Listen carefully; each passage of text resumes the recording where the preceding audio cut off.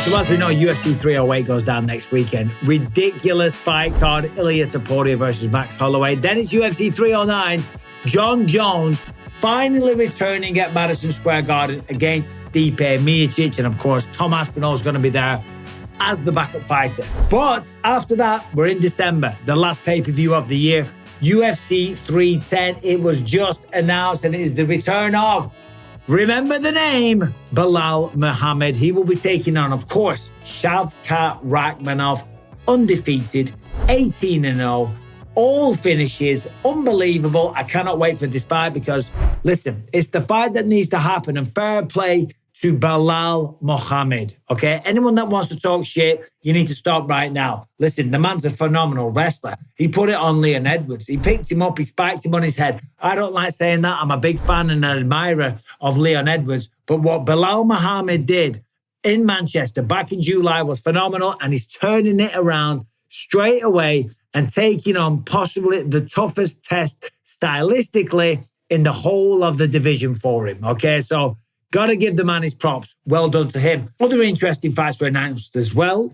The flyweight title will be on the line. Alejandra Pantoja will be returning, taking on somebody making their UFC debut. I am, of course, talking about Kai Asakura, the man that was the rising bantamweight champion last time out in December. He beat Juan Archuleta. Not an easy man to beat. Kai Asakura, if you don't know, is a man that's 21-4, 13 knockouts, 3 losses. He's got a wild backstory. Used to get into street fights all the time in Japan. Him and his brother, who's also a professional mixed martial artist. And he actually credits the fights with his brother as to his own kind of toughness. And I can resonate with that one. I got my ass kicked every single day by my 2 older brothers. Shout out Conrad and Stephen. You got older brothers, you get your ass kicked, you learn the school of hard knocks, all the rest of it. Turn the negative into a positive. As I said, rising champion going up against Alejandra Pantoja. That's going to be a great fight. And another fight that was announced,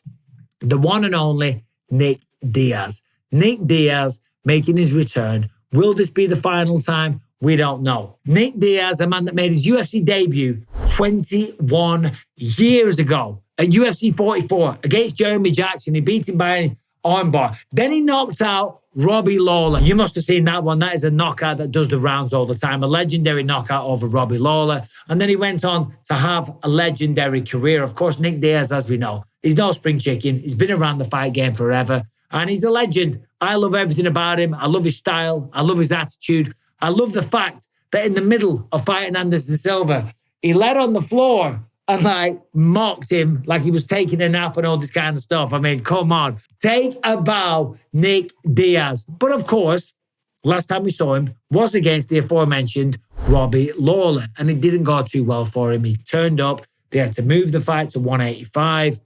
He wasn't in the best shape. Didn't look too good, and he got stopped in the 3rd round. But what I've seen of Nick Diaz recently online, the man is taking this very, very seriously. He looks to be in phenomenal shape. He's ripped. Last time at UFC 266, he showed up. He looked a bit chubby. He looked a bit out of shape, and the kind of performance reflected that as well. Well, not right now. This version of Nick Diaz is ready. He's in shape, and he's angry. He's pissed off. He wants to show the world who he is. And who he is a 41-year-old man, okay? But the man's got attitude. The man's a fighter. That will always be a part of his DNA, and it will never go away. Beautiful boxing, great jiu-jitsu, and just the attitude, the fighting spirit that the man has. Going up against Vicente Luque, that is unbelievable. Other interesting fights on the card, Cyril Gane, he will be fighting Alexander Volkov. Good to have Cyril Gane back. He's been away for a little while, going up against the Russian, of course. Movsar Evloev going up against Aljamain Sterling, and Anthony Smith going up against Dominic Reyes, which is kind of a must-win for both men. Of course, Anthony, I know him very, very well.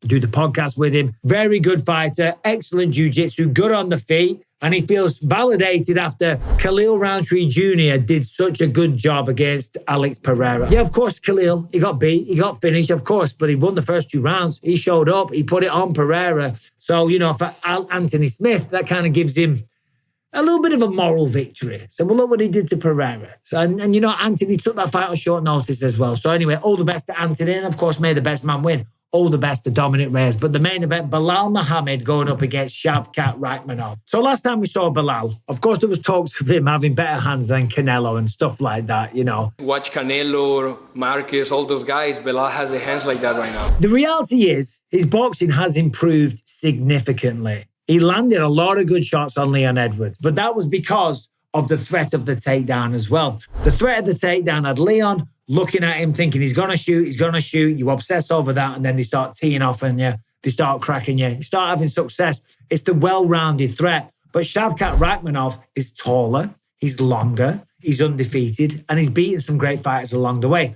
Now, the fighters that he has beaten, all right, granted, they're not championship status. The people like Stephen Wonderboy Thompson, not an easy man to defeat. Choked him out in the second round. Jeff Neal, again, as tough as they come, choked him out in the third round. Neil Magny, Carlston Harris, Michel Prazeres, and Alex Oliveira. Those are the 6 fights, the 6 wins in the UFC. So, I'm telling you, it's an unpopular opinion. This is a step up in competition for Shavkat Rakhmonov because he has finished everybody. But against Jeff Neal was pushing him to the limit. Jeff Neal was landing big shots. They were having a very competitive fight until the submission came in round 3 at 4 minutes 17. So in the final minute of the fight. And that is something that if I'm Belal Muhammad, you've got to be aware of, okay? The man never stops. He never stops adapting. He will find a way. You're implying that a group composed entirely of female animals will breed? No, I'm simply saying that life finds a way. He finds a way, you know. It's not a surprise or by coincidence or an accident that he's finished all of his opponents. 8 by knockout, 10 by submission. The last 3 were all chokes, a knockout of Carlston Harris, a spinning hook kick and punches. And the man doesn't get tired. He's taller, he's longer, and he's got great takedowns of his arm. So it's a really tough fight for Belal Muhammad. But this is one of those cases. As I say, a lot of people like to shit on Belal. And I don't know why. He's a great guy. He is, right? Was he annoying in campaigning for his title fight? Of course he was. Yeah, of course. He never shut up about it. But he kind of deserved it. And then when he got it, he backed up all the talk. He went out there to Manchester in Leon's backyard and beat him soundly, fair and square. And we haven't heard Leon bitching about it. And well done to Belal Muhammad once again. And I'll tell you, the way that he stepped up and taken on Shavkat, he hasn't dodged it. He hasn't sidestepped. He hasn't called out easier people. He hasn't said that I'm having surgery. You know, the man is like, no, I'm the champion. I believe in myself and I'm going to defend this belt. Now, that remains to be seen whether or not he is successful, right? He has a very good chance. Shavkat has a good chance. But the fact that Belal Muhammad is doing that, let that be an example to every fighter and every champion out there. But still, who do you think wins? Shavkat or Belal? Vicente Luque versus Nick Diaz. Who do you think wins that one? And Alejandro Pantoja taking on the UFC newcomer, Kai Asakura, right?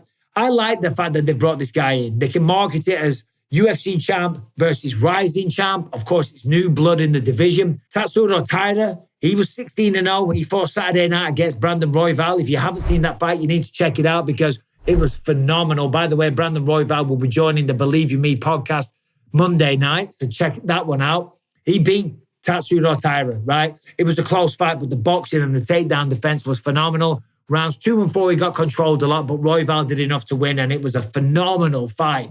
With that said, because of that, Royval is close to a title fight. Last time he beat Brandon Moreno, but with Kai Asakura coming over, it's a little bit of new blood. It's a new challenge, and I'm telling you what, Brandon Royval will be there waiting in the wings for whoever wins that one. Anyway, all these fights that I mentioned, let me know who you think wins. Thanks for watching. Subscribe, like the video, all that good stuff. And by the way, No Man Alive should not buy a No Man Alive shirt. Premium hoodies, beautiful fits and fabric. Won't shrink it, wash either.